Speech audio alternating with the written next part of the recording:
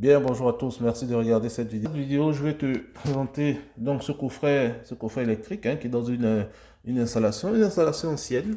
Et on va rapidement regarder donc le coffret, on va le décrire, on va voir ce qu'on a et on va se poser la question de savoir est-ce que ce coffret est aux normes ou pas et qu'est-ce qu'il faut améliorer, qu'est-ce qu'il faut changer. Alors, donc, on a un coffret électrique, je veux même dire qu'on en a trois, parce qu'on a une partie ici, une partie là, et une autre partie ici. Donc, il peut être divisé en trois. Voilà, donc déjà, c'est ce qu'on peut voir. On peut voir qu'on a des rangées. On a une première rangée ici, donc d'éléments avec des descriptions. Ici, on a aussi d'autres éléments. Et sur la dernière rangée, on a d'autres éléments. On peut constater qu'on a des disjoncteurs, des interrupteurs qui sont montés et d'autres qui sont baissés. Pourquoi? Ok, c'est une question. Et qu'est-ce qu'on remarque? Ben, on remarque qu'il y a des toiles d'araignée. Bon, ça, ne tenez pas compte. Alors, si on prend la première rangée ici, qu'est-ce qu'on a? Ben, sur la première rangée, donc on a 1, 2, 3, 4, 5, 6, 7, 8, 9 éléments. Ok. On peut constater ici que donc ce disjoncteur est associé à une piscine. Celui-là est associé à une pompe de relevage, piscine. Donc là, c'est la motorisation du garage. Là, c'est la coupure principale. Donc, je pense de tout l'ensemble ou de tout l'ensemble ici. Là, c'est libre. Donc, il n'y a rien d'associé derrière.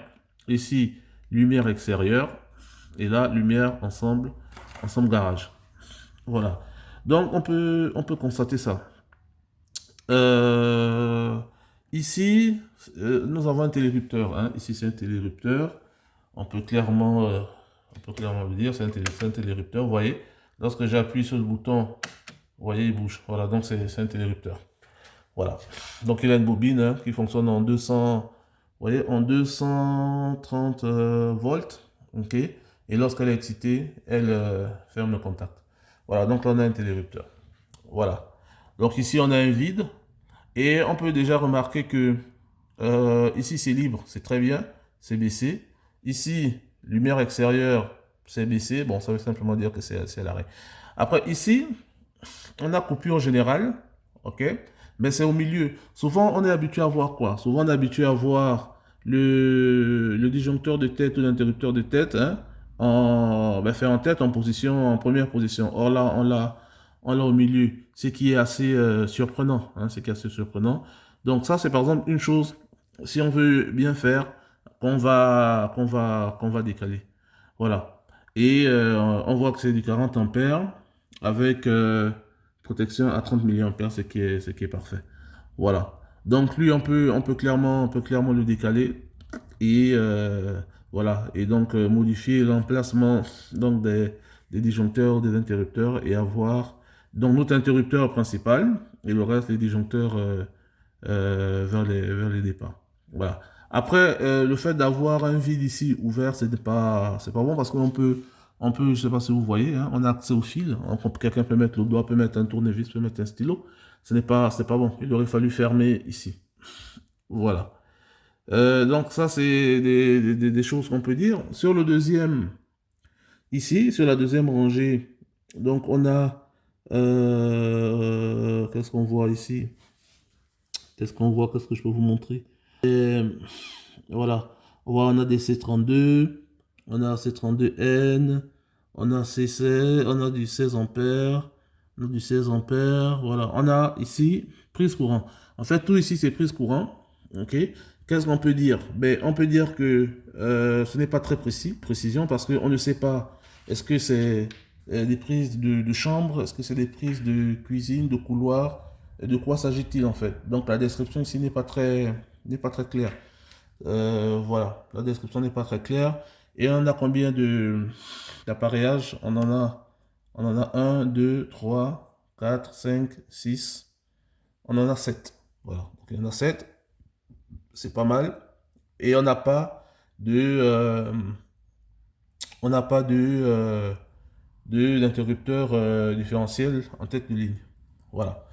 Et sur le dernier ici, sur le dernier, on remarque qu'on a bien des plugs, c'est parfait. Donc on n'a pas accès à l'intérieur, donc c'est protégé.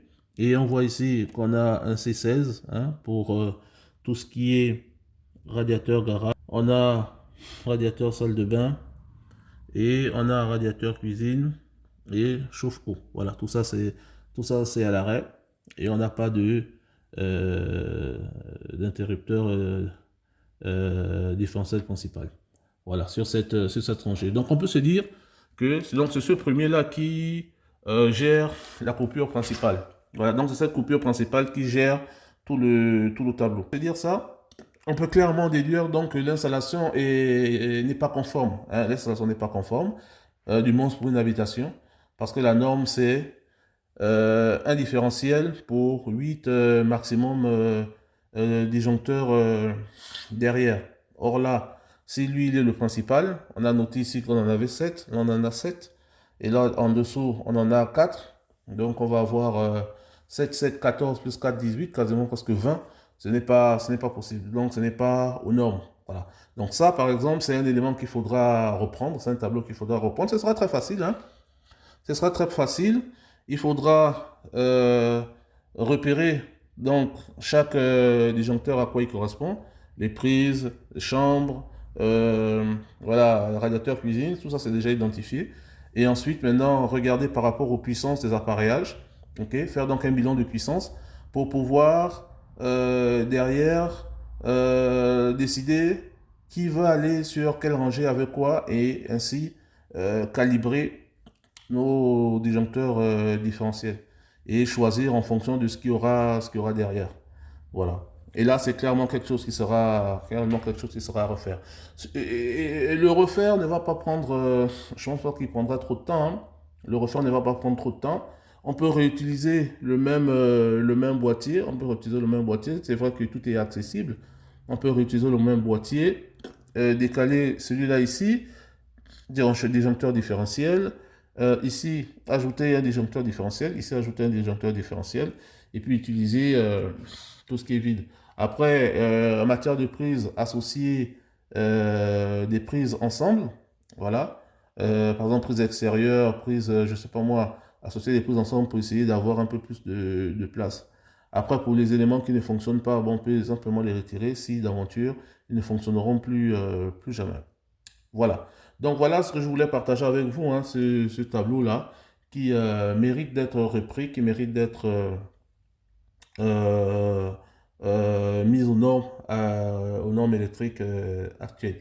Voilà, donc c'est ce que j'avais pour vous. Merci, bon week-end.